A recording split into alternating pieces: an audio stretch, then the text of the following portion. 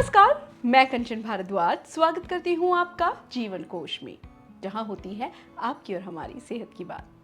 दोस्तों, आज motherhood guide में हम बात करेंगे कि अगर आप प्रेग्नेंट हैं और आपकी ड्यू डेट गर्मियों के सीजन में है, ये आपके बेबी की अगर पहली गर्मी है, तो कैसे अपने बच्चे का आप ध्यान रखें, किन किन चीज़ों को आपको नज़रअंदाज बिल्कुल नहीं करना है। दोस्तों, न्यूबॉर्न बेबी की अगर पहली सर्दी होती है तो हम बहुत अलर्ट हो जाते हैं। ज्यादातर लोग गर्मियों में जन्म ले रहे बच्चों की केयर को बहुत इजी ले लेते हैं, लेकिन गर्मियों में पैदा होने वाले बच्चों को भी एक्स्ट्रा केयर की जरूरत हो सकती है। दरअसल नए जन्मे बच्चों के लिए बाहरी जो एनवायरनमेंट होता है वो बिल्कुल नया होता है, फिर चाहे वो सर्दी का मौसम हो या फिर गर्मी का। उन्हें बाहरी चीजों के साथ थोड़ा तालमेल बैठाने में मुश्किल आ सकती है। एक एक करके होने वाली समस्याओं पर अब हम यहाँ पर आपसे बात करने वाले हैं। सबसे पहली समस्या है डिहाइड्रेशन की। आपको गर्मियों के दौरान बच्चे के डिहाइड्रेशन के साइंस पर बहुत ज्यादा ध्यान देना है। अब वो कैसे देंगे? आपको देखना है कि बच्चा पूरे दिन में कम से कम 6 से 7 बार यूरिन जरूर पास करे। अब ये पता करने के लिए आप बच्चे को लंगोटी यानी कपड़े की डायपर पहना सकते हैं, ताकि आपको यूरिन का अंदाजा होता रहे और बच्चा भी लंगोटी में कंफर्टेबल महसूस करे। वैसे गर्मियों में तो यही कोशिश करें कि बच्चे को डायपर फ्री रखें और बच्चे को मतलब मैक्सिमम टाइम डायपर ना पहनाएं, जिससे बच्चे को रैशेस नहीं होंगे, पसीने जो बार बार पसीने आने की दिक्कत होती है वो भी नहीं होगी। ये हम बिल्कुल न्यूबॉर्न बेबी की बात कर रहे हैं। कुछ महीने बाद जब बच्चा थोड़ा सा संभल जाए तो आप बेशक डायपर पहना सकते हैं। अगर बच्चे में पानी की कमी होगी तो बच्चे के होंठ और मुंह ड्राई हो जाएंगे, बच्चा लेथार्जिक यानी कि सुस्त हो जाएगा, नॉर्मली जितना बच्चा सोता है उससे ज्यादा सोएगा, रोते समय आंसू नहीं आएंगे। ये बहुत विजिबल साइंस है। अब ऐसी जब सिचुएशन आ जाती है तो क्या करें? क्या 6 मंथ्स से छोटे वाले बच्चों को पानी दे दें? इसका जवाब है बिल्कुल भी नहीं। ऐसे में आपको पानी बिल्कुल नहीं देना है, बल्कि आपको दूध का इंटेक बढ़ाना है। बच्चा अगर ब्रेस्ट मिल्क पर है तो 3 से 4 घंटे के गैप में अगर आप दूध देती हैं तो उसे कम कर दें, 2-2 घंटे के गैप में बच्चे को फीड कराएं। ये तो आप भी जानते हैं कि ब्रेस्ट मिल्क में 80% वाटर होता है और फॉर्मूला मिल्क अगर बच्चा पी रहा है तो उसमें भी आधा पानी और आधा पाउडर होता है। तो ऐसे में आप बच्चे के हाइड्रेशन का ध्यान रख सकते हैं और बच्चे के साथ साथ माँ भी अपने हाइड्रेशन का प्रॉपर ध्यान रखे, पानी पीते रहे, लिक्विड चीजें जरूर लेते रहें। दोस्तों, अक्सर पेरेंट्स इन चीजों में कंफ्यूज हो जाते हैं, अक्सर न्यू पेरेंट्स, कि बेबी को एसी या कूलर या पंखे में रखना चाहिए या नहीं। गर्मी में ज्यादा गर्म कमरा बच्चे के बुखार का कारण बन सकता है। आप बच्चे के लिए एसी या फैन चालू कर सकते हैं, लेकिन इस बात का आपको जरूर ध्यान रखना है कि कूलर, एसी या पंखा जो भी है, हवा बच्चे पर सीधी ना पड़े, इससे ड्राइनेस हो सकती है। लेकिन रूम टेम्परेचर आपको नॉर्मल रखना है, ज्यादा ठंडा भी नहीं रखना, ताकि बच्चा कंफर्टेबल फील करे। अब रूम टेम्परेचर का मतलब क्या है? देखिए, आप अगर एसी चला रहे हैं तो 24 डिग्री पर चला सकते हैं, लेकिन कोशिश करें कि 15 से 20 मिनट तक चलाएं, रूम ठंडा हो जाए फिर आप उसे बंद कर दें। इससे क्या होगा कि बच्चे को ठंड लगने का खतरा भी कम होगा। और ध्यान रखें कि बच्चे को हल्का ब्लैंकेट जरूर उड़ाएं। आपको दोस्तों यहाँ पर बता दें कि बच्चे बड़ों की तरह अपने शरीर के तापमान को कंट्रोल नहीं कर सकते, इसलिए उन्हें नॉर्मल रूम टेम्परेचर में ही रखना उनके लिए सुरक्षित है। अगर आप कूलर चलाते हैं तो ध्यान आपको रखना है कि वेंटिलेशन आपके कमरे में प्रॉपर होना चाहिए।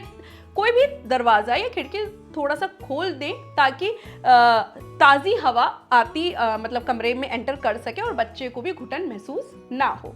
यहाँ पर एक चीज मैं जरूर कहना चाहूंगी कि अक्सर पेरेंट्स का ये सवाल होता है कि बच्चे को एसी में रखने से कहीं बच्चे को निमोनिया तो नहीं हो जाएगा, और ये क्वेश्चन भी बहुत वाजिब है।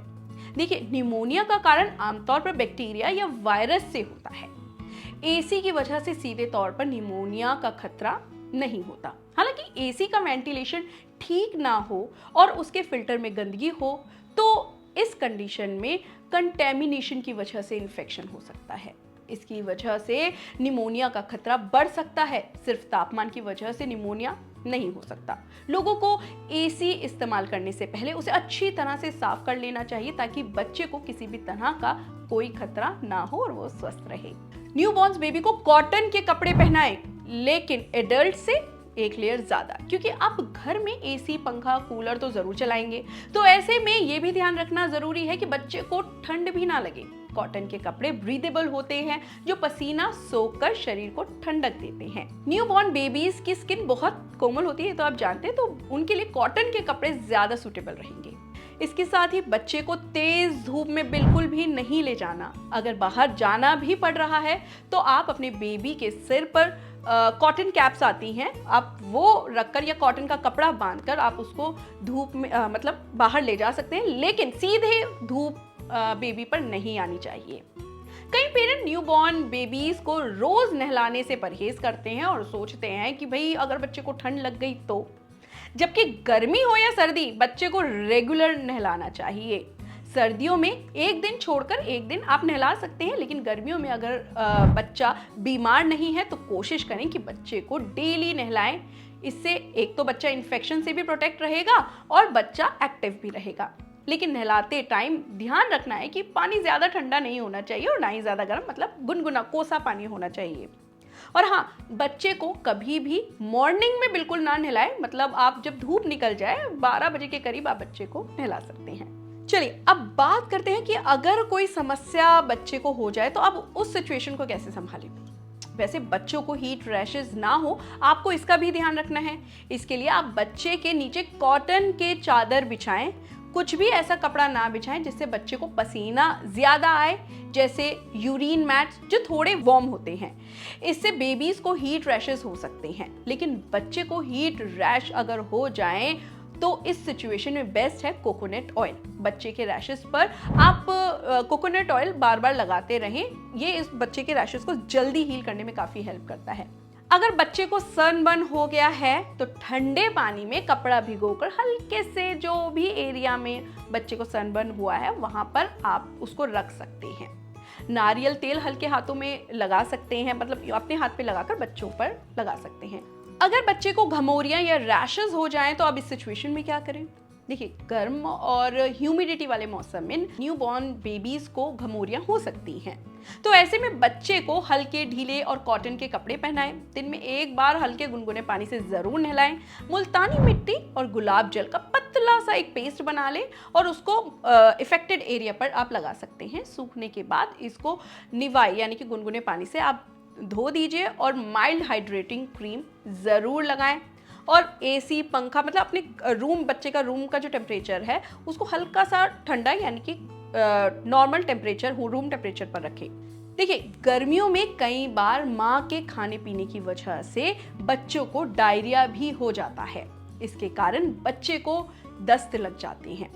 ऐसे में ज़रूरी है कि माँ अपने खाने का बहुत ध्यान रखे, अच्छा और हेल्दी खाना ही खाए, साथ ही प्रॉपर पानी पिए यानी हाइड्रेशन का ध्यान रखे। अपना दूध पिलाना बंद इस सिचुएशन में आपको बिल्कुल नहीं करना है, बल्कि ज़्यादा दूध पिलाना है। अगर बच्चा 6 महीने से बड़ा है तो ORS घोल आप डॉक्टर की सलाह पर बच्चे को दे सकते हैं। 6 महीने से छोटे बच्चे को डॉक्टर की सलाह के बिना दूध के अलावा आपको कुछ नहीं देना है। अगर दस्त 24 घंटे से ज्यादा चलता है तो डॉक्टर के पास आपको तुरंत ले जाना है बच्चे को। गर्मियों में ज्यादा गर्मी और ह्यूमिडिटी की वजह से कई बार बेबी को सांस लेने में तकलीफ हो सकती है, तो ऐसे में कमरे में वेंटिलेशन अच्छा रखें, लेकिन सीधी हवा बच्चे पर ना आए। धूल मिट्टी से अपने बच्चे को बचा कर रखें और बिस्तर, कपड़े पर, बच्चे की चादर पर धूल मिट्टी ना आए, उसको साफ रखें।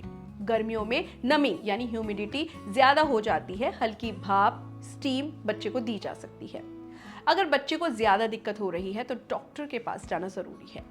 गर्मियों में मच्छर और कीड़े बहुत हो जाते हैं, जिससे बेबी को एलर्जी या खुजली भी हो सकती है। ऐसे में मच्छरदानी का इस्तेमाल करें। नेचुरल मॉस्किटो रिपेलेंट का बिल्कुल आपको इस्तेमाल करना है, लेकिन डायरेक्ट ऑइंटमेंट बिल्कुल भी बच्चे के शरीर पर नहीं लगाना।